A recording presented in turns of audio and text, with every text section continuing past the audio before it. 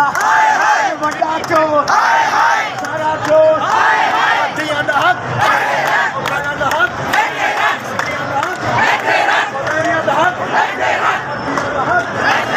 बड़ा चोर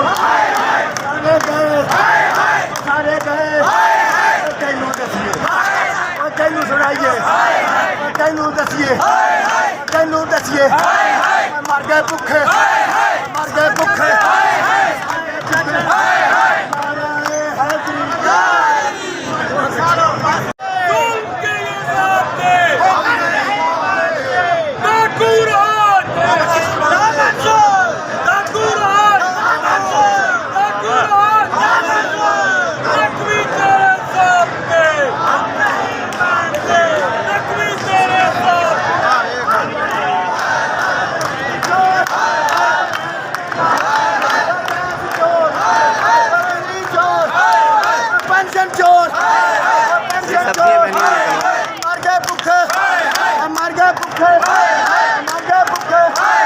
खबर महंगी वो जीना महंगा रोटी महंगी मर गए भुखे मर गए भुखे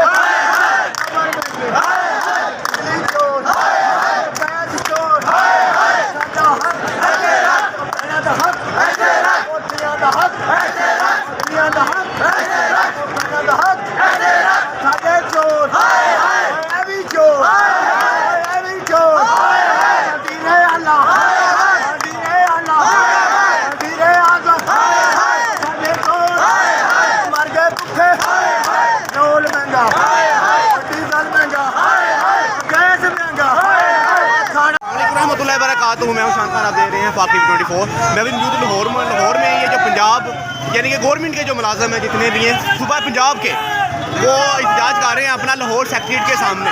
उनका एहतजाज करने का मकसद ये है कि उनकी पेंशन और सैलरी जो है वो रोक दी गई है निगरान हुकूमत की तरफ से, तो इसलिए वो अपना जो एहतजाज वो है यहाँ पे रिकॉर्ड करवा रहे हैं। आप देख सकते हैं यहाँ पे काफ़ी तादाद में जो पंजाब गवर्नमेंट जो एम्प्लॉयज़ हैं वो यहाँ पर मौजूद हैं लाहौर में। सेक्रेटरी के सामने ये धरना देने लगे। उन्होंने बोला है कि अगर हमारा जितने भी मुतालबात है पूरे ना हुए तो हम जो है यहाँ पे भूख हड़ताल करेंगे। हम यहाँ पे भूख हड़ताल करेंगे और तब तक भूख हड़ताल रहेगी जब तक हमारे मुतालबात पूरे नहीं किए जाएंगे। आप देख सकते हैं